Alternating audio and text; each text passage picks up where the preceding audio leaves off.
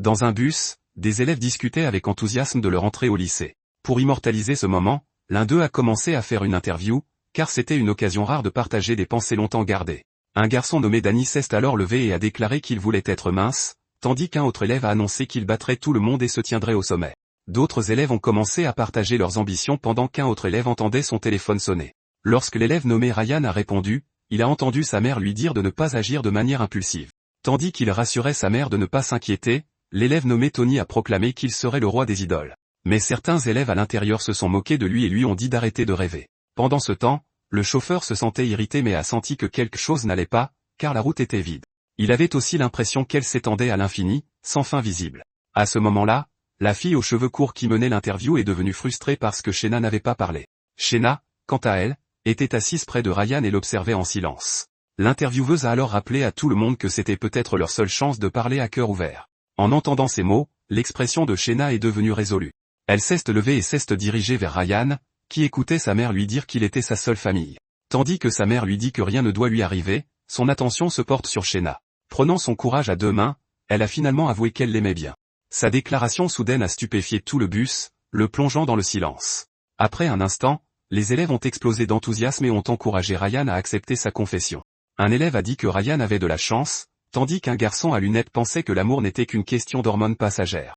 Alors qu'il songeait que Ryan ne pouvait échapper aux habitudes ordinaires, il a remarqué un épais brouillard à l'extérieur. À ce moment-là, le chauffeur avait déjà du mal à voir la route. Lorsqu'il a de nouveau fixé son regard devant lui, il a été stupéfait par la vision qui s'offrait à lui. Dans le bus, Ryan est resté silencieux après la confession de Shena. Elle a mal interprété son silence et s'est retournée tranquillement. Cependant, le bus a fait un arrêt d'urgence violent. Ryan a réagi instantanément et a attrapé le poignet de Shena. Surprise par ce geste, elle a appelé son nom, confuse.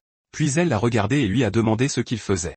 Mais il n'a pas répondu, et quand l'arrêt les a déséquilibrés, il l'a tiré contre lui pour la protéger. Ils sont tombés ensemble, la laissant troublée et lui rappelant que leurs camarades les regardaient. Mais Ryan l'a ignoré et a ordonné de toute urgence à tout le monde de se baisser. Les élèves ont réagi juste au moment où les vitres se sont brisées tout en même temps. Une force puissante a également commencé à tirer l'arrière du bus. La route et les arbres environnants se sont tordus vers l'intérieur, et le bus a été entraîné dans un immense vortex. Plus tard dans la journée, les journalistes sont venus rapporter un grave accident de la circulation sur l'autoroute de Sicheng. Un premier rapport indiquait qu'un bus scolaire avait traversé un viaduc, le nombre de victimes étant encore incertain. La police a bouclé la zone, bloquant les ambulanciers, et aucun blessé n'a été évacué.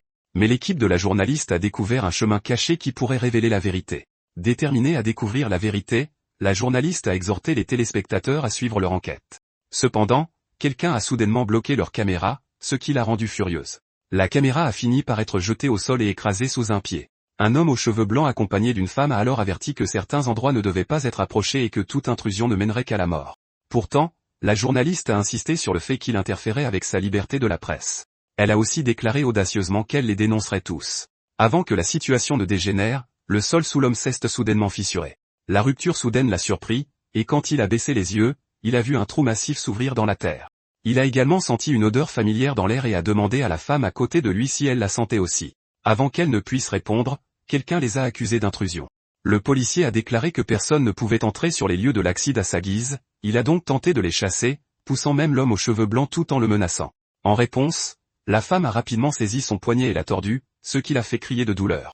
Immédiatement après, l'homme aux cheveux blancs a présenté ses papiers d'identité. Il s'est présenté comme étant Liam, de l'unité spéciale d'enquête. En lui tendant sa carte d'identité, l'officier a reconnu l'unité connue pour ne jamais classer d'affaires et pour prendre des décisions sur place. Tandis qu'il était troublé par l'arrivée de Liam, ce dernier lui a demandé d'expliquer les circonstances sur les lieux. En réponse, il s'est exécuté à la hâte. Il les a conduits au bus et a rapporté que plus de 10 élèves et un professeur avaient disparu. Plus troublant encore, il n'y avait aucun indice ni aucune trace de sang, comme s'il s'était volatilisé. Après avoir entendu cela, Liam a posé des questions sur un autre rapport. L'officier a donc révélé qu'un cadavre avait été découvert. Liam s'est approché du corps tandis que l'officier disait que l'identité était inconnue. Le service de médecine légale a également dit qu'il avait été momifié en 6 heures, ce qu'il trouvait absurde, mais l'intérêt de Liam a été clairement piqué en entendant cela. L'officier a été troublé par sa réaction et a demandé s'il avait découvert des indices. De manière inattendue, une femme est apparue en criant aux officiers de la laisser passer. Elle les a également accusés de mentir et a insisté sur le fait que son fils ne pouvait pas être mort. Le désespoir emplissait sa voix alors qu'elle suppliait qu'on la laisse entrer. L'officier a rapidement ressenti de la sympathie, sachant que la femme vivait seule avec son fils. Cependant, Liam a plissé les yeux en l'observant attentivement. Il a ensuite ordonné à sa compagne, Tao, de surveiller chaque famille des élèves disparus. Il a également souligné que la surveillance devait couvrir chaque heure sans aucun angle mort. Tandis que Tao accusait calmement réception de l'ordre, la femme en deuil a commencé à appeler le nom de Ryan. Des larmes coulaient sur son visage alors qu'elle demandait où il était. Quelques heures plus tôt, les élèves dans le bus avaient été violemment projetés. Alors que Ryan se rappelait le moment où le bus avait été englouti, il a entendu quelqu'un l'appeler. Peu après, ses yeux se sont lentement ouverts, révélant une scène floue et inconnue devant lui. La personne à côté de lui était visiblement soulagée et excitée de voir qu'il s'était réveillé. Ryan s'est redressé avec une douleur aiguë à la tête tandis que les voix de Faye et Shena résonnaient faiblement. Lorsqu'il a tenté de se lever, il s'est effondré au sol à la place. En voyant cela, Shena a crié de détresse. Ryan, de son côté, sentait son corps endolori par la chute. Soudain, il a vu Shena se précipiter à ses côtés, les larmes aux yeux. Elle l'a même étreint fermement et a exprimé son soulagement qu'il soit en sécurité. Cependant, ses yeux se sont écarquillés de choc en découvrant les environs brumeux. La confusion emplissait sa voix alors qu'il demandait où ils étaient et ce qui était arrivé aux autres. Faye et Shena ont échangé un regard silencieux. Après un instant, Faye a pointé vers le haut et a dit que les autres étaient au-dessus. Ryan a lentement levé son regard. Il a vu leurs camarades suspendus, inconscients, dans les airs, et Faye a dit qu'il était comme ça avant de se réveiller.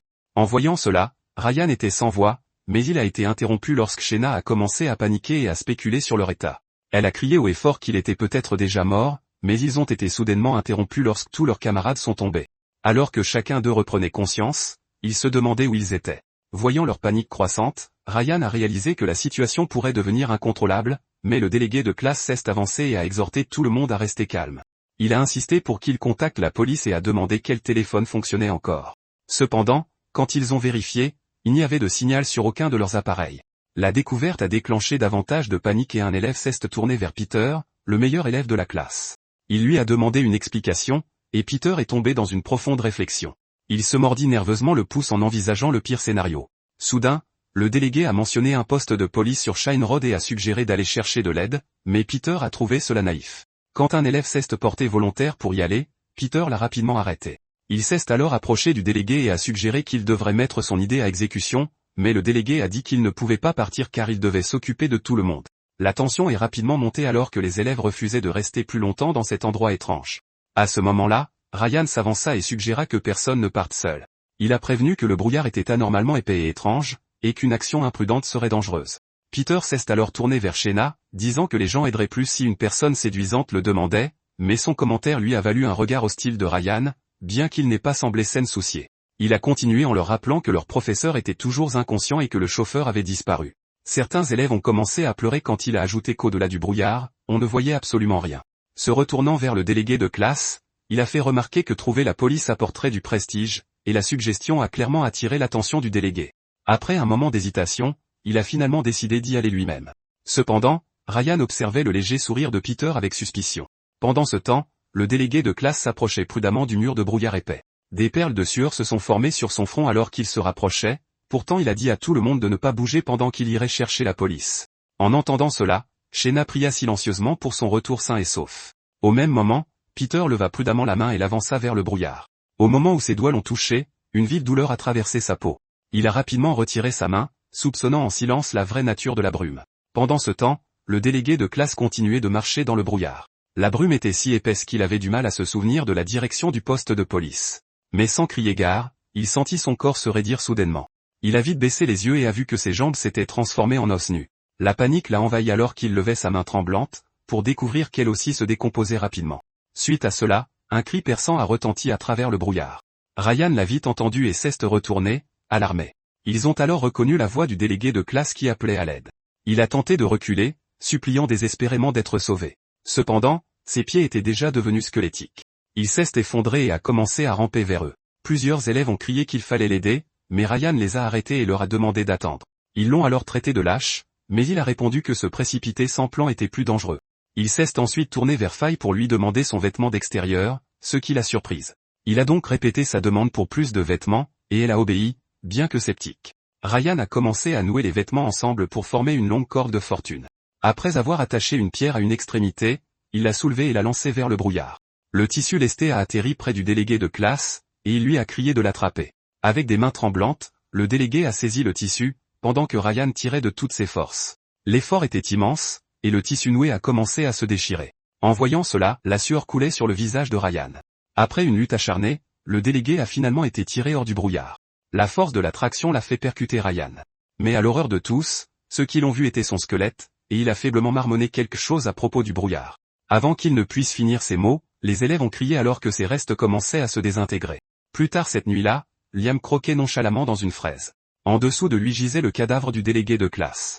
Il a alors fait remarquer que plus un fruit paraît parfait, plus il pourrit facilement sous la pression.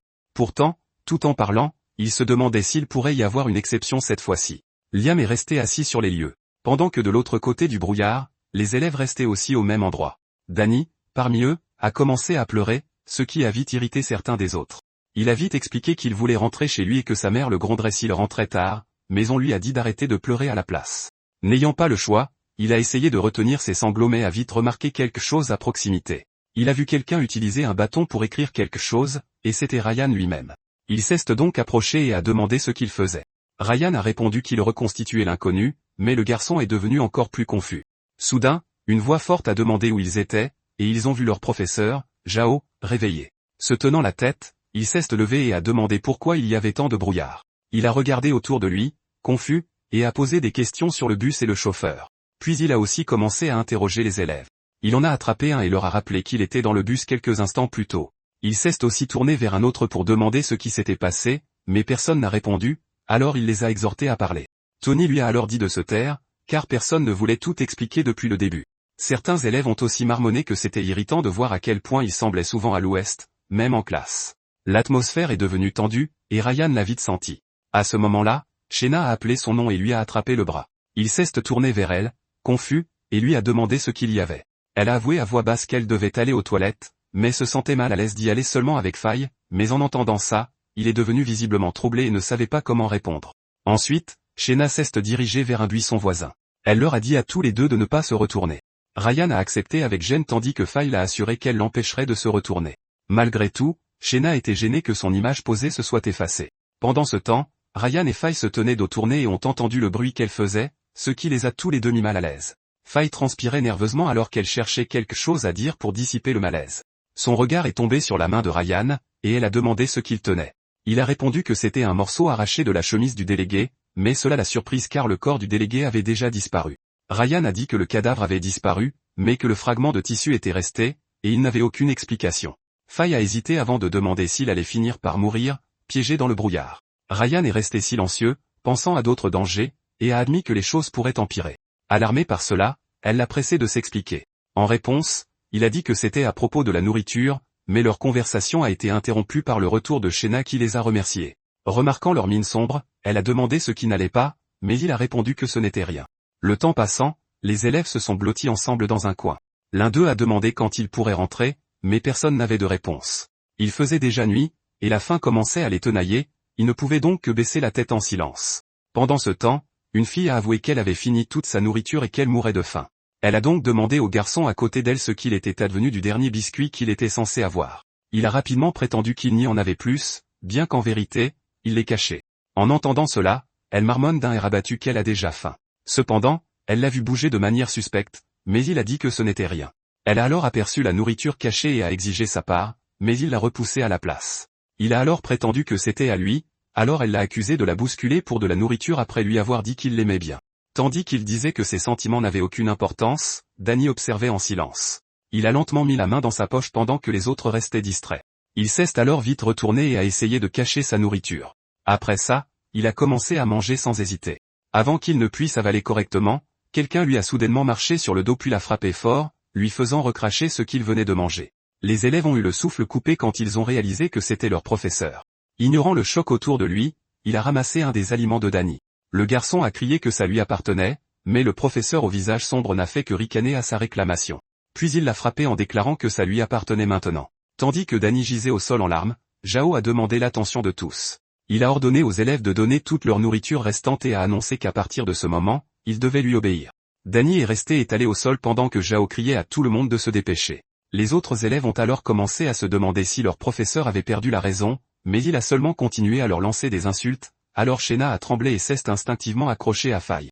Peter, de son côté, resta silencieux tandis que Zhao répétait sa demande de récupérer toute la nourriture restante. Les menaces se firent plus dures, et Ryan réalisa que le professeur n'était plus rationnel. Il réalisa aussi que dans ce brouillard, seule la force faisait loi.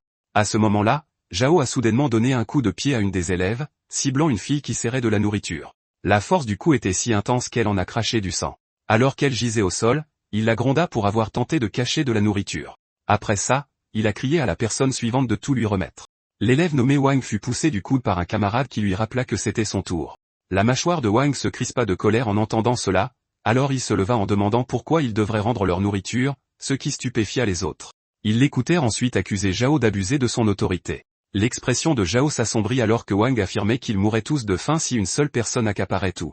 Il alla plus loin en disant que si leurs parents l'apprenaient, sa vie serait misérable. Contre toute attente, Zhao accepta et lui dit de s'avancer pour prendre la nourriture. Wang était visiblement surpris, ses camarades lui chuchotèrent de ne pas s'approcher. Malgré leurs avertissements, il déclara qu'il n'avait pas peur et qu'il reviendrait avec la nourriture. Il se mit alors à marcher prudemment vers Zhao. Dès que Wang s'approcha, Zhao révéla un stylo caché dans sa manche, puis il sourit méchamment. Ryan vit cela et sut que ça n'allait pas. Il cria donc immédiatement à Wang de bouger, mais Wang leva simplement les yeux, confus. À cet instant, Zhao se jeta en avant et le poignarda avec le stylo. Le cri de douleur de Wang résonna, mais le sourire de Zhao ne fit que s'élargir. Les élèves aux alentours reculèrent instinctivement, choqués, tandis que Zhao rappelait froidement à Wang qu'il était le professeur. Alors que Wang tenait sa blessure, il se moqua de lui pour avoir joué au courageux quelques instants plus tôt. Il a aussi pesté qu'il lui donnait des ordres et se moquait de lui parce que leur famille avait de l'argent. Il a donc attrapé Danny par le col. Puis il lui a demandé si le garçon comptait courir voir ses riches parents pour qu'il se venge une fois qu'il se serait échappé. Le garçon fondit en larmes et supplia de l'aide, mais Zhao le repoussa et déclara qu'il devait arrêter de rêver de quitter cet endroit.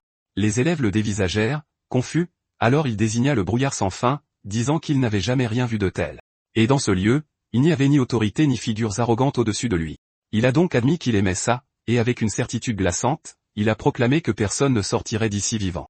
Ces paroles résonnaient comme une malédiction, se répétant dans leurs esprits tandis que la faim rongeait leur corps. Un par un, les élèves commencèrent à s'effondrer de faiblesse. Cependant, Ryan et les autres n'avaient pas encore pleinement saisi la gravité de la situation.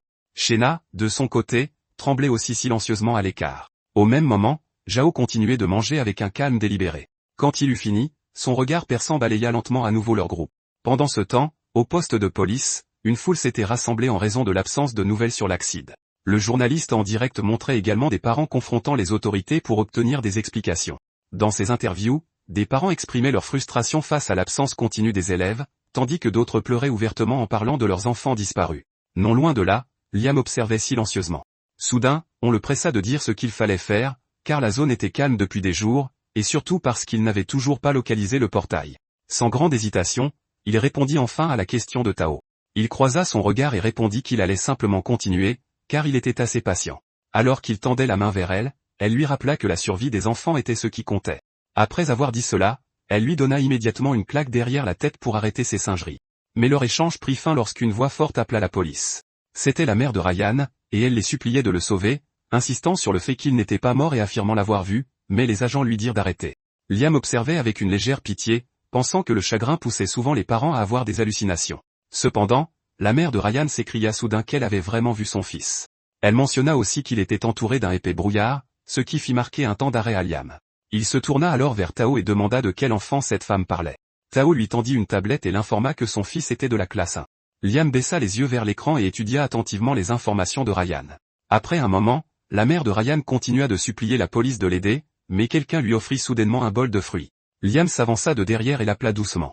Puis il suggéra qu'il parle dans un endroit plus calme. Plus tard, à l'intérieur d'un bâtiment, la mère de Ryan était assise, une tasse à la main, tremblante, alors qu'elle racontait la nuit où il avait disparu. Elle leur dit qu'elle avait fait un rêve. Liam lui demanda quel genre de rêve c'était et elle répondit qu'il était étrange. Dedans, Ryan semblait piégé dans un brouillard dense, incapable de s'échapper. Elle le voyait courir, et elle le poursuivait, mais elle n'arrivait pas à le rattraper. Alors il n'arrêtait pas de se manquer. Puis sans crier gare, il est apparu juste devant elle. Elle était folle de joie et a tendu la main pour le serrer dans ses bras. Mais avant que sa main ne puisse le toucher, la sienne s'est transformée en feuilles de papier éparpillées. Et comme une fleur perdant ses pétales, il s'est flétri sous ses yeux tout en continuant à l'appeler. Cette vision la laissa complètement abasourdie. Quelques instants plus tard, elle se réveilla de ce rêve en criant son nom. Au même moment, sa boisson se renversa sur le sol, ce qui attira son attention vers le bas. Dans le reflet de Léo, elle vit une image de Ryan en train de tirer quelque chose. Se souvenant de cette image, elle insista sur le fait que ce qu'elle avait vu ne pouvait pas être une hallucination. Après avoir écouté en silence, Liam se tourna vers Tao et lui demanda si elle l'avait aussi senti. Il considéra que la femme elle-même pourrait être le portail. Pendant ce temps, la mère de Ryan sanglotait à nouveau, se demandant où était son fils. Alors que ses larmes tombaient dans sa tasse, elle vit à nouveau l'image de Ryan à l'intérieur. Elle arrêta rapidement de pleurer en voyant cela et serra fermement la tasse en criant son nom.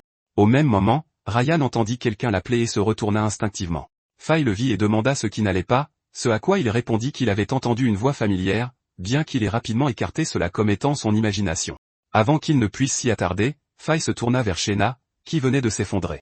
Elle dit alors que Shayna avait toujours été faible, et qu'après tant de peur et de faim, elle pourrait ne pas tenir.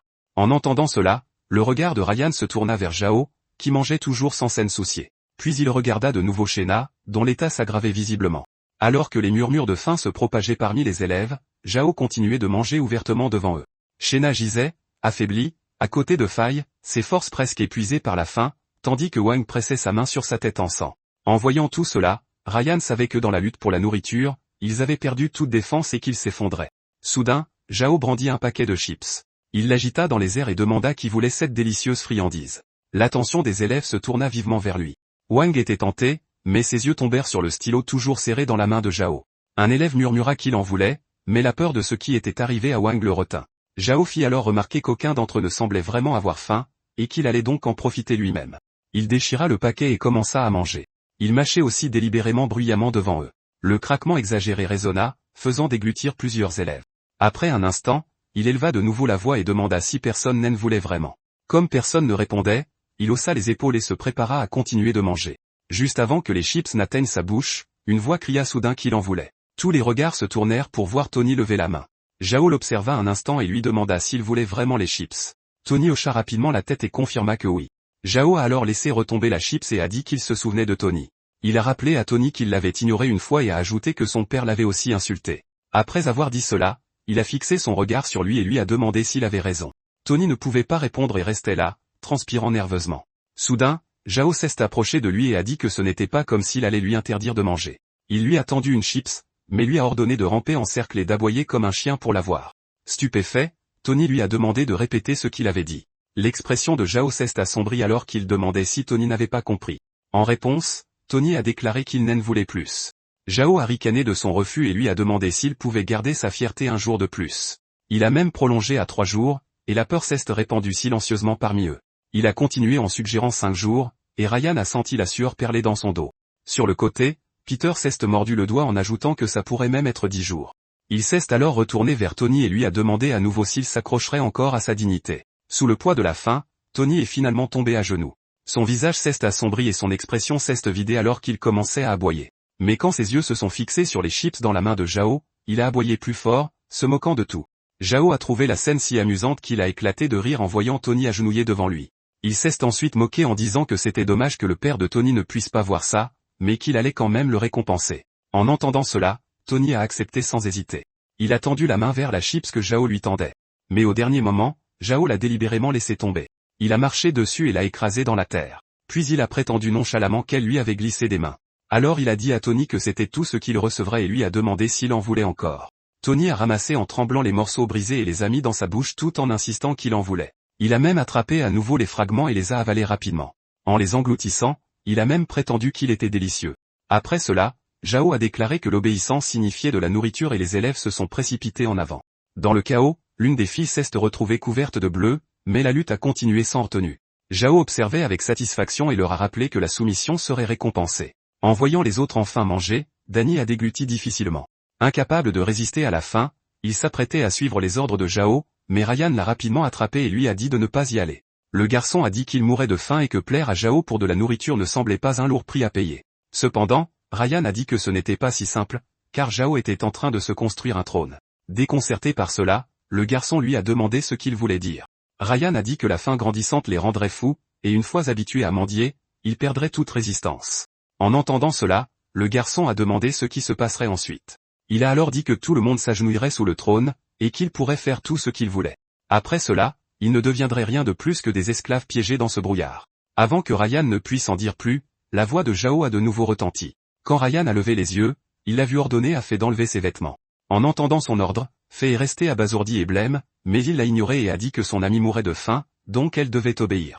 À ce moment-là, Shena murmurait faiblement qu'elle avait faim. Faye l'a entendu et s'est instinctivement tourné vers elle.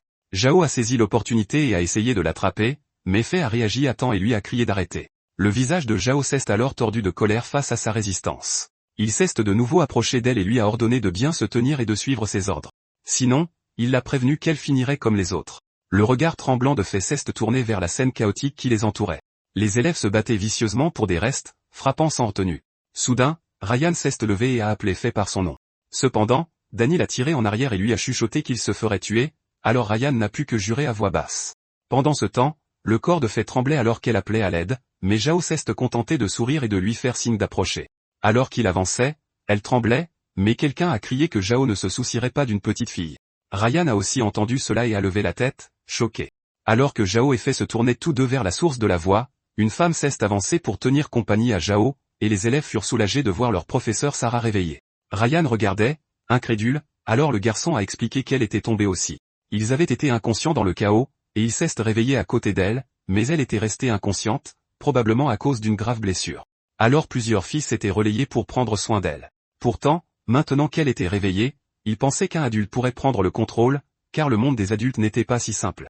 Yoon était également d'accord pour dire que les choses pourraient ne pas tourner aussi bien qu'il l'espérait. Pendant ce temps, Zhao s'est tu à l'arrivée de Sarah, mais ses yeux brûlaient de fureur et il l'a interrogée. Sarah l'a prévenu que Faye n'était qu'une enfant et que si la police les trouvait, il aurait du mal à s'expliquer. Cependant, Zhao a regardé Sarah, confus, ne comprenant pas ce qu'elle voulait dire. Puis il a éclaté de rire en disant qu'elle ne comprenait toujours pas leur situation. Il a donc déclaré qu'ils allaient tous mourir de toute façon. Il a montré la brume fantomatique qui les entourait, affirmant qu'elle pouvait transformer les gens en cadavres desséchés. Les élèves écoutaient aussi avec peur alors qu'il disait que personne ne les avait cherchés. Il a aussi ajouté que les cadavres desséchés qu'il avait vus plus tôt disparaîtraient mystérieusement. Son regard a aussi balayé les corps à proximité alors qu'il demandait froidement qui viendrait les sauver et ajoutait que même si quelqu'un le pouvait, il ne leur restait plus de temps. Donc, d'ici 2 jours, la moitié d'entre eux mourraient de faim et ils étaient condamnés. En écoutant cela, Sarah s'est trouvée incapable de réfuter ses paroles. Soudain, Zhao s'est approché d'elle, lui rappelant à quel point elle avait été désireuse de protéger Faye pour qu'elle puisse la remplacer, et qu'il pouvait aussi bien se faire plaisir puisqu'ils étaient tous condamnés. Sur ce, il a froidement ordonné à Sarah d'enlever ses vêtements. L'ordre l'a stupéfiée et la peur a finalement fait surface dans ses yeux. Comme elle ne répondait pas immédiatement, il s'est tourné vers Faye et lui a ordonné d'obéir à sa place. Avant qu'il ne puisse s'approcher, Sarah a protégé Faye, et cela a fait que Faye a eu peur pour elle. Mais Sarah s'est quand même forcée à dire qu'elle le ferait. Des larmes ont monté aux yeux de Faye alors qu'elle essayait de l'arrêter. Cependant, Sarah a seulement demandé à tout le monde de se retourner. Zhao a également accepté et a ordonné aux élèves de se détourner. Ensuite, il s'est léché les lèvres et a dit à Sarah de s'approcher. Sarah a alors commencé à atteindre sa chemise et à la déboutonner lentement, mais quelqu'un s'est soudainement précipité en avant et leur a crié d'arrêter. Elle s'est alors figée de choc quand elle a réalisé que c'était Ryan. Cependant, le visage de Zhao s'est tordu de fureur alors qu'il demandait si Ryan cherchait la mort. En voyant Zhao tenir le stylo, Ryan a révélé qu'il savait où il se trouvait. Plus que ça, il a prétendu savoir comment les garder en vie. Les autres élèves étaient stupéfaits en entendant cela, se demandant s'il avait mal entendu. Tout comme eux, Zhao a fixé Ryan et lui a demandé ce qu'il venait de dire. Ryan a calmement répété qu'il savait où ils étaient et comment ils pourraient survivre, mais Sarah l'a averti de ne pas provoquer Zhao, alors il a calmement dit qu'il savait ce qu'il faisait. Il a même dit qu'il ne devrait pas faire de compromis avec une ordure comme Zhao, ce qui l'a mis en rage. Alors il a crié qu'il l'estropierait s'il continuait à dire des bêtises. Il a ensuite levé le stylo dans sa main et l'a pointé droit sur les yeux de Ryan.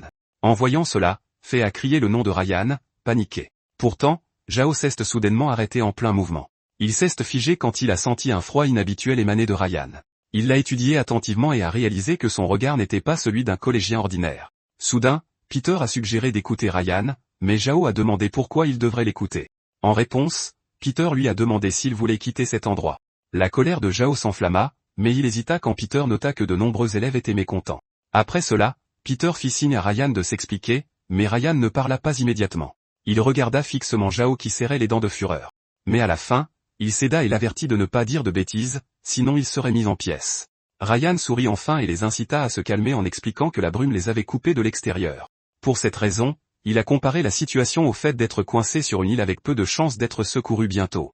Cependant, Zhao lui rappela que tout le monde le savait et l'accusa de perdre son temps. Ryan déclara alors calmement que ce qu'il voulait vraiment dire, c'est qu'il était toujours dans la village. Plus précisément, il leur dit qu'il se trouvait dans le centre-ville, à l'intérieur du 3e périphérique, mais les élèves rejetèrent cela comme une absurdité, insistant sur le fait que la police les aurait trouvés. Pourtant, Peter les fit taire soudainement, disant qu'il faisait confiance au jugement de Ryan, et l'incita donc à continuer. Ryan dit rapidement à tout le monde d'examiner les dalles du sol et la pelouse à côté du banc. Il remarqua que l'herbe était de l'agrostite bordée de violettes, et que le sentier en bois s'élevait sur de basses marches parmi les arbres. Les élèves le remarquèrent enfin, mais l'un d'eux objecta que la simple similarité n'était pas significative. Ryan ajouta ensuite que même les lampadaires en forme de magnolia marquaient le district du 3e périphérique de la Village. Plus important encore, il avait un prospectus avec l'indicatif régional de la Village, donc ils étaient dans le secteur et du 3e périphérique, ce qui signifiait que c'était aussi l'endroit où leur accident de voiture avait eu lieu. Apprendre qu'il était toujours dans la Village soulagea les élèves, leur donnant un peu d'espoir de rentrer chez eux. Zhao, cependant, rejeta le raisonnement de Ryan comme des paroles en l'air destinées uniquement à obtenir l'approbation. Bientôt, des doutes surgirent alors qu'il se demandait s'il était vraiment dans la Village, puisque personne ne les cherchait. Certains se demandèrent aussi si la ville entière avait été avalée par le brouillard. Ryan admit qu'il y avait encore un mystère, mais que le centre-ville devrait avoir des magasins à proximité. Donc, s'il trouvait un magasin, il pourrait obtenir de la nourriture et des provisions pour survivre jusqu'à l'arrivée des secours. Malgré ce raisonnement, certains élèves demandèrent s'ils pourraient survivre au brouillard meurtrier.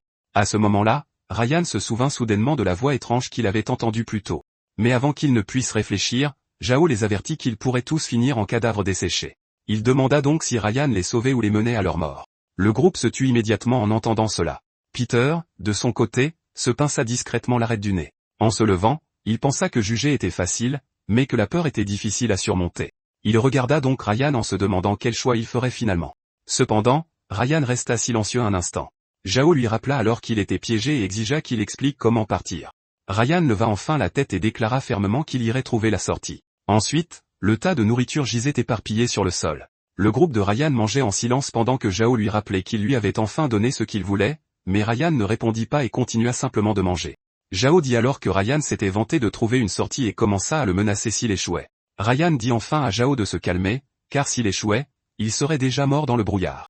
En entendant cela, Zhao fit remarquer qu'il mourrait en effet le premier, mais cette déclaration choqua le garçon. Pourtant, Zhao ajouta que la mort de Ryan ne mettrait pas fin à l'affaire. Tout en parlant, il attrapa soudainement Shena et la tira vers lui. Fai essaya immédiatement de retirer Shena, mais Zhao la saisit et dit qu'il savait que Ryan était proche de Shena, alors il la garderait. Il avertit également Ryan des conséquences s'il essayait des ruses, puis il se pencha près de Shena pour le lui montrer. Dégoûtée par cela, elle détourna rapidement la tête et appela Ryan. Ryan se leva rapidement, disant à Zhao de venir avec lui et Danny, car ils avaient besoin de 3 personnes. Cependant, Zhao plissa les yeux et répondit que ce ne serait pas possible. Il prétendit qu'il devait rester là pour contrôler les autres, alors il se tourna vers eux et offrit plus de nourriture si quelqu'un se joignait à Ryan. Cependant, le groupe se tut. Soudain, quelqu'un s'avança et se porta volontaire. C'était Peter, et les autres le regardèrent avec surprise. Même Ryan lui-même fut surpris par l'initiative de Peter. Après un instant, ils se rassemblèrent tous les 3. Ryan demanda quand même à Peter s'il était sûr, et Peter répondit calmement qu'il voulait contribuer. Finalement, les 3 firent face à l'épais brouillard, et Ryan fit remarquer que la situation était exactement comme il l'avait soupçonné. Danny demanda alors nerveusement s'il finirait comme leur délégué de classe, mais Ryan lui dit qu'il avait encore une chance. Sur ce, ils s'avancèrent tandis que les autres les regardaient disparaître dans le brouillard. Parmi eux se trouvait Shena, qui fixait leur silhouette s'éloigner. Elle était également incapable de retenir ses larmes en pensant à Ryan. Au bout d'un moment, Ryan cria soudain aux 2 autres de s'arrêter. Danny demanda immédiatement ce qui n'allait pas. Ryan dit que le délégué avait semblé normal dans cette zone, et Peter le confirma. Sachant cela, il leva lentement la main et l'avança prudemment vers le brouillard. Mais cette vue effraya Danny, qui demanda avec anxiété ce qu'il faisait. Peter commença aussi à transpirer nerveusement.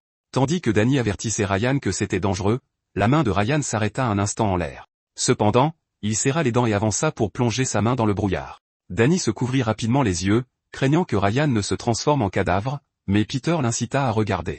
À cet instant, le cœur de Ryan battait à tout rompre dans sa poitrine alors que sa main restait dans le brouillard. Quand il ouvrit lentement les yeux, il découvrit que sa main était complètement intacte. Un profond soupir de soulagement lui échappa, car le résultat correspondait à ce qu'il avait prévu. Il dit alors que la zone devant eux semblait sûre, et Danny demanda s'il éviterait de devenir des cadavres.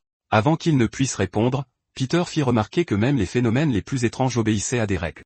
Il en déduisit que bien que le brouillard soit inconnu, il semblait inoffensif dans un certain périmètre. Il demanda donc à Ryan s'il essayait de déterminer les limites de cette zone de sécurité. Ryan ne répondit pas directement, mais leur dit plutôt de ne pas le suivre. Danny demanda immédiatement où il allait. Il répondit donc simplement qu'il se dirigeait peut-être vers un endroit moins sûr. Alarmé par cela, Danny le supplia de ne pas y aller. Peter, cependant, resta silencieux et se contenta de regarder Ryan. Ryan s'avança alors et s'approcha lentement de l'épais brouillard. Il leva également son bras en l'air et, le visage crispé, commença à avancer sa main plus loin dans la brume. Danny regardait nerveusement, ne sachant pas ce qu'il devait faire ensuite. Soudain, ils entendirent Ryan crier, et il demanda rapidement ce qui s'était passé. À ce moment-là, Ryan était trempé de sueur alors qu'une douleur aiguë parcourait sa main. Mais Danny continuait d'appeler son nom avec inquiétude, alors il répondit enfin et les avertit de ne pas s'approcher davantage. Il leur assura également qu'il allait bien. Cependant, lorsqu'il baissa les yeux, l'horreur emplit son regard. Un de ses doigts avait déjà commencé à se dessécher. Soudain, Peter demanda s'il avait découvert quelque chose, mais il se contenta de ramasser une pierre et commença à dessiner sur le sol. Après avoir tracé une ligne, il la montra du doigt et expliqua que cela devait être la limite. Il se leva ensuite, confirmant que traverser ici pouvait transformer quelqu'un en cadavre. Pourtant, Danny ne voyait rien et dit que Zhao les frapperait s'il revenait les mains vides. Peter suggéra alors qu'il devrait franchir la barrière pour obtenir de la nourriture et demanda à Ryan s'il avait des idées. Ryan remarqua que le brouillard dérivait vers les foules, mais qu'ici, ce n'était pas le cas, ce qui le laissait perplexe. En entendant cela, Peter commença à réfléchir à la relation entre le brouillard, l'air en mouvement et les gens. Après un moment de réflexion, quelque chose lui vint soudain à l'esprit. Ryan confirma la prise de conscience de Peter, le facteur clé était la présence des gens. Il expliqua que là où ils se rassemblaient, le brouillard était plus fin et leur permettait de se déplacer librement. Mais dès que quelqu'un quittait le groupe, le brouillard devenait mortel et s'épaississait. C'était comme un feu dans l'obscurité, chaque personne servant de source de lumière. Plus il y avait de sources, plus la zone éclairée devenait large. Après avoir entendu cette explication, Danny commença enfin à comprendre. Ryan a poursuivi en disant que le brouillard devenait mortel au-delà d'une certaine distance, mais que connaître cette limite pourrait les garder en sécurité. Peter a admis que le raisonnement de Ryan tenait la route, mais a demandé ce qui se passerait s'il avait tort. Ryan a répondu calmement que s'il avait tort, cela signifierait seulement mourir tôt ou tard.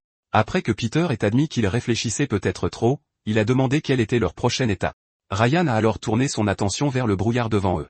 Il a jeté un coup d'œil à la ligne et a dit qu'il devait mesurer la distance de sécurité la plus éloignée. Soudain, Peter a appelé Danny pour qu'il essaie, et Danny l'a regardé, choqué. Il a donc expliqué que Danny devait aussi apporter sa contribution. Cependant, Ryan a dit que l'idée venait de lui, donc il devait essayer en premier. Pourtant, Peter a répondu qu'il avait dit que mourir tôt ou tard ne faisait aucune différence. Il a donc poussé Danny en disant que puisqu'il était venu, il devait prouver sa valeur. La poussée soudaine a fait tomber Danny par terre. Pourtant, Peter a continué à l'inciter et à insister sur le fait que c'était à son tour d'y aller en premier. Danny a rapidement hésité, craignant que le jugement de Ryan ne soit erroné. Pourtant, il a serré les dents en pensant à la façon dont Ryan avait toujours pris soin de lui. Il a donc rassemblé son courage et a finalement déclaré qu'il le ferait. Il s'est finalement levé et a fait face au brouillard d'un pas nerveux. Ryan a remarqué sa posture tendue et lui a rappelé qu'il n'avait pas à se forcer. En réponse, il a assuré qu'il pouvait le faire, bien qu'à l'intérieur il tremblait de peur. Ses mains tremblaient aussi de manière incontrôlable. Un instant, il se demanda si Ryan avait ressenti la même peur plus tôt. Le sort du délégué lui a également traversé l'esprit, et il savait qu'il ne voulait pas connaître la même fin. Alors que ses mains s'approchaient lentement du brouillard, il pria en silence pour ne pas mourir.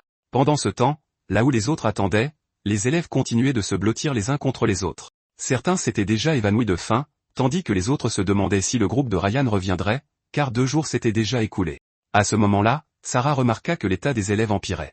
Zhao, de son côté, somnolait, entouré de piles de nourriture. Voyant cela, elle décida de s'approcher de lui. Elle lui a demandé s'il pouvait partager un peu de nourriture avec les élèves. Elle a même expliqué que si les choses continuaient ainsi, certains d'entre eux mourraient de faim, mais il lui a simplement dit de le laisser tranquille.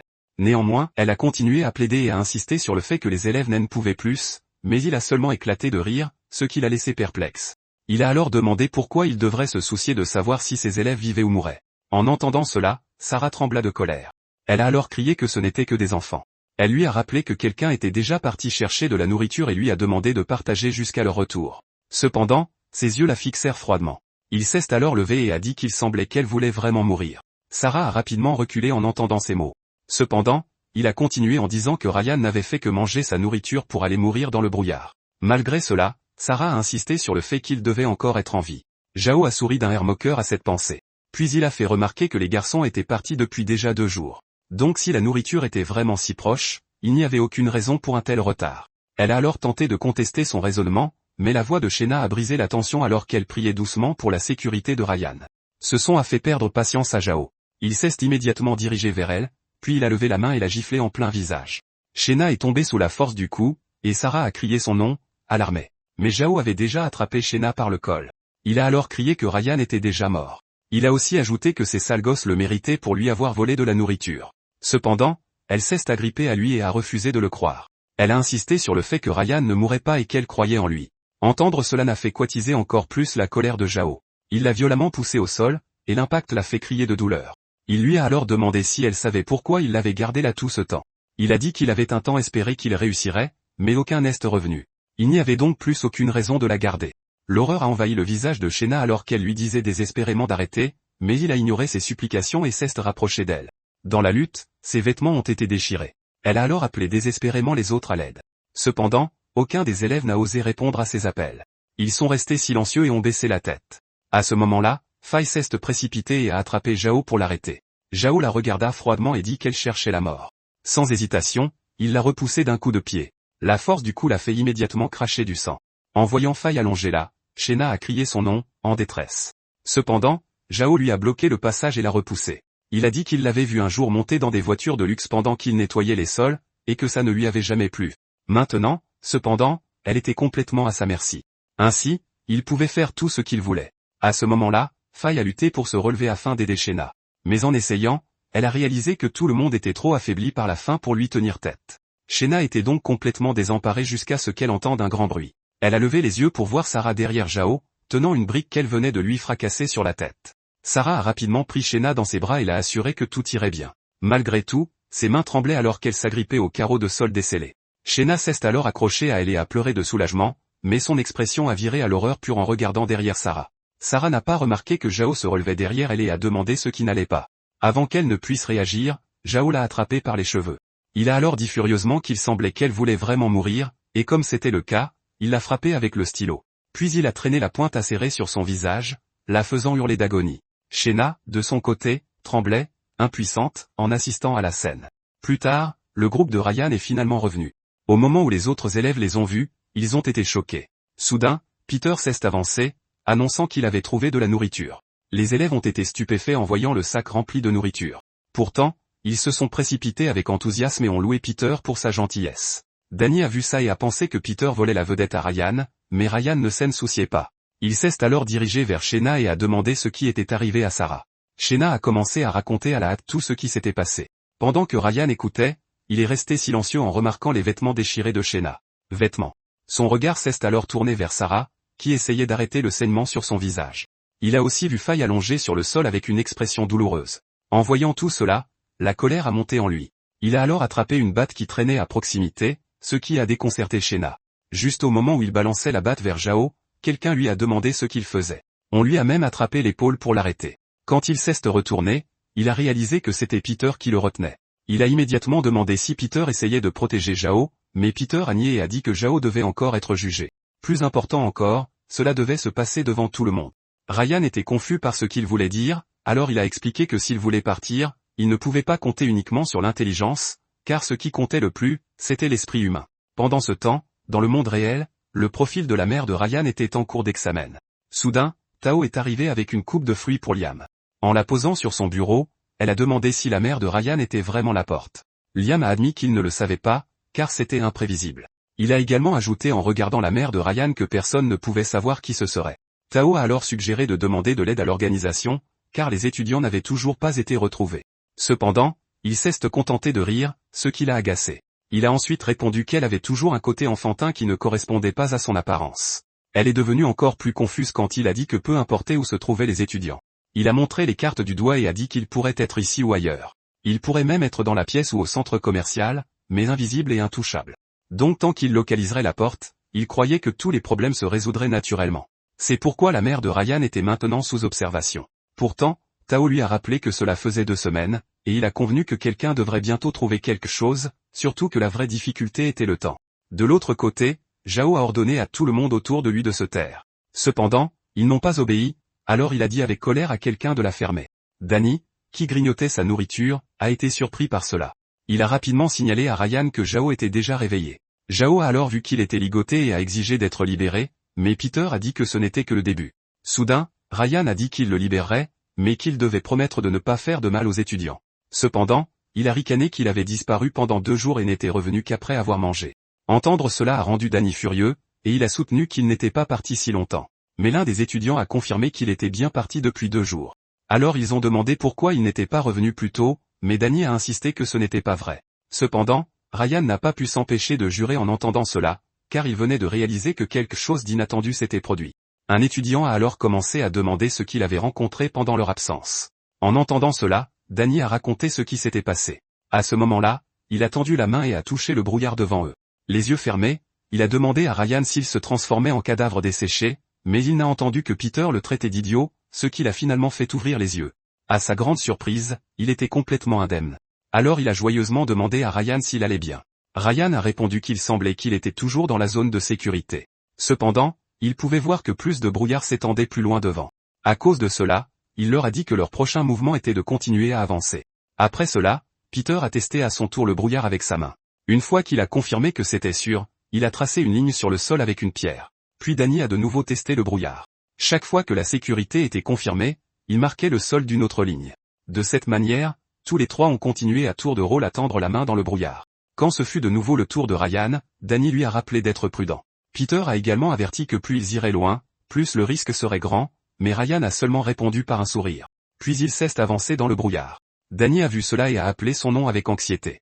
Cependant, les yeux de Ryan se sont écarquillés devant ce qu'il a vu. Danny a alors rapidement demandé ce qui n'allait pas devant.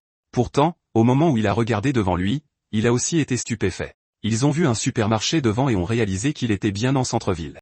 De retour au présent, Danny a dit qu'il avait ensuite emballé la nourriture, et que le trajet n'aurait dû durer que 2 heures. En entendant cela, les étudiants qui les avaient interrogés se sont tus. Shena s'est alors tournée vers Ryan et a demandé ce qui se passait au juste. Peter a également regardé Ryan et lui a demandé s'il avait déjà compris. Ryan a répondu qu'il avait peut-être une vague idée maintenant. Curieuse, Shena a demandé quelle était la réponse. Peter et Ryan ont alors expliqué qu'ils n'étaient pas seulement piégés par l'espace, mais aussi par le temps. Pendant ce temps, dans le monde réel, les ondes cérébrales de la mère de Ryan étaient surveillées. À ce moment-là, Liam et Tao sont arrivés. Le médecin les a remarqués et les a salués. Liam a immédiatement demandé si la connexion avait déjà été établie, mais le médecin a répondu que non. Il a alors noté que 4 jours s'étaient écoulés et a mis en doute l'aptitude de la mère de Ryan à être la porte. Le médecin a répondu nerveusement que les connexions basées sur le temps offraient de nombreuses possibilités. Cependant, cela a poussé Tao à demander s'il pouvait mesurer le phénomène mais pas le contrôler. Liam a dit que devenir la porte nécessitait un désir profond et des ondes cérébrales plus fortes que la normale. Pour cette raison, ce n'était pas quelque chose que la technologie seule pouvait résoudre. Donc, Ryan et sa mère étaient le duo le plus susceptible de former la porte. En entendant cela, Tao a rapidement demandé si personne d'autre qu'eux ne pouvait devenir la porte. Liam a répondu qu'il y en avait en fait un autre. Cependant, il a souligné que si cette personne devenait la porte, la situation serait bien plus dangereuse, car cette personne était Peter. De retour dans l'autre monde, Ryan leur a rappelé qu'ils n'étaient pas seulement piégés par l'espace. Ainsi, Shena, Zhao et les autres ont été stupéfaits d'apprendre qu'il était aussi piégé dans le temps. Fai a rapidement demandé ce qu'il voulait dire par là. Ryan a expliqué qu'il n'était pas seulement bloqué par le brouillard, mais aussi par un décalage par rapport au temps réel. Un étudiant a alors demandé ce que signifiait décalage et si cela affecterait leur chance de revenir. D'autres ont aussi commencé à demander à quel point leur temps différait de la réalité, car ils voulaient juste rentrer chez eux. Alors que la panique se propageait lentement parmi eux, il a essayé de calmer tout le monde. Cependant, sa tentative a été interrompue par un grand rire moqueur à proximité. Quand il s'est retourné pour regarder, il a réalisé que cela venait de Zhao. Il riait de manière incontrôlable au point que des larmes se formaient dans ses yeux. Danny, agacé, l'a poussé. Alors qu'il lui demandait pourquoi il riait, Zhao s'est soudainement tué et l'a dévisagé. Effrayé par son regard, il s'est rapidement caché derrière Ryan. Zhao a alors dit que l'histoire de Ryan sur le 3e périphérique et le supermarché pourrait être un non-sens pour les tromper. Il a aussi dit que l'espace et le temps n'avaient aucun sens, et qu'il était piégé en enfer pour toujours. Par conséquent, il leur a dit qu'il ferait mieux de prendre exemple sur lui. Il a aussi demandé s'ils croyaient pouvoir rentrer chez eux et si trouver de la nourriture leur faisait penser que tout allait bien. Mais lui ne le pense pas, et il a crié qu'ils n'avaient qu'à attendre la mort ensemble. Son rire effrayant a résonné dans la zone, laissant les étudiants terrifiés. Pourtant, le rire s'est arrêté quand une batte a été pointée directement sur son visage. Zhao a levé les yeux alors que Peter faisait remarquer qu'il y avait encore beaucoup de problèmes à résoudre, mais que le premier était Zhao lui-même. En entendant cela, il a essayé de se débattre contre ses liens. Cependant, Peter n'a fait que sourire devant son impuissance. Il s'est ensuite tourné vers les autres en disant qu'il avait trop souffert. Il a aussi admis qu'il se sentait lui-même torturé par cela, mais il croyait qu'il devait faire confiance et compter sur les compagnons à leur côté. Plusieurs étudiants se sont rapidement mis à pleurer lorsque Peter a dit que personne ne savait combien de temps il pourrait survivre ici. Il a donc pointé la batte sur Zhao, l'accusant d'aggraver leur souffrance par son égoïsme. Il l'a accusé d'avoir volé la nourriture, frappé les étudiants et harcelé les filles. Il a même souligné que Zhao avait défiguré leur professeur respecté, Sarah. Pour cette raison, il a déclaré qu'il ne permettrait pas à un adulte aussi dégoûtant de rester et que Zhao méritait d'être puni. Les étudiants ont rapidement exprimé leur accord. Zhao a entendu leur réponse et a demandé anxieusement à Peter ce qu'il comptait faire. En retour, Peter a simplement levé un doigt sur ses lèvres en un geste de silence. À cet instant, Zhao a été horrifié par ce qu'il a vu. Après tout, Peter a murmuré doucement qu'il prévoyait de le tuer. Les voix en colère des étudiants ont rapidement suivi, exigeant que Zhao soit puni. À ce moment-là, Zhao ne croyait toujours pas les paroles de Peter. Cependant, Peter l'a interrompu et a dit qu'il devait payer pour les choses terribles qu'il avait faites. Il a ensuite lentement levé la batte dans sa main et a demandé qui voulait être le premier à exécuter la punition. En voyant la batte luire devant eux, les étudiants étaient confus. Ce qui a suivi fut un lourd silence de la foule. À proximité, Faye se demandait ce que Peter comptait vraiment faire, car il n'était plus la même personne. Les sourcils de Ryan se sont également froncés alors qu'il essayait de comprendre le raisonnement de Peter. Pendant ce temps, Shena se demandait s'il allait frapper Zhao tandis que Danny s'inquiétait de ce qu'il fallait faire. Soudain, Sarah s'est rapidement avancée pour les empêcher de commettre une terrible erreur. Cependant, elle a été arrêtée quand quelqu'un lui a attrapé le poignet. Elle s'est retournée et a entendu Ryan l'exhorter à ne pas y aller. Elle lui a alors rappelé quel était leur professeur et que c'était son devoir d'arrêter l'étudiant. Mais Ryan a répondu qu'il craignait qu'elle ne puisse plus arrêter ce qui allait se passer. À ce moment-là, Tony tenait déjà la batte devant Zhao. Pourtant, Zhao était convaincu qu'il n'oserait jamais le frapper et l'a même encouragé à essayer. Comme il s'y attendait, Tony a hésité et a finalement lâché la batte. Il a immédiatement éclaté de rire, se moquant de Tony en le traitant de gamin pourri gâté trop lâche pour tuer. En entendant cela, le corps de Tony a tremblé de peur. Pourtant, Peter a calmement ramassé la batte. Puis il la lui a rendue en lui rappelant de ne pas avoir peur puisque Zhao était ligoté. Il a même demandé si Tony voulait se venger et l'a exhorté à se souvenir de ce qui s'était passé plus tôt. Après tout, il avait été acculé au désespoir sous les yeux de tout le monde. Peter a continué de murmurer à Tony, lui disant que tout ce qui s'était passé était à cause de Zhao. En entendant cela, l'expression de Tony est devenue progressivement vide. Il a finalement levé la batte et s'est préparé à frapper Zhao, mais Sarah s'est précipitée en lui rappelant qu'il ne pouvait pas faire une chose pareille.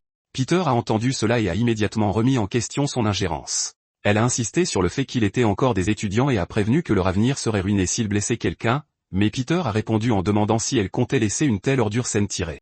Sarah a dit qu'il pouvait simplement garder Zhao ligoté puisqu'il avait maintenant assez de nourriture. Cependant, il a demandé si elle savait ce qu'il avait vu après être parti, et elle a demandé ce qu'il voulait dire.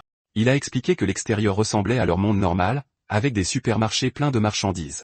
Il y a aussi des restaurants lumineux et propres et même des parcs bien entretenus à proximité. Pourtant, il y avait une chose qu'il n'avait pas vue pendant tout ce temps. Il n'y avait ni animaux, ni personne, et cette révélation a choqué tout le monde. Les étudiants écoutaient nerveusement tandis que Peter demandait s'ils comprenaient ce que cela signifiait. Il a déclaré que dans ce monde, ils ne pouvaient compter que sur eux-mêmes pour se protéger.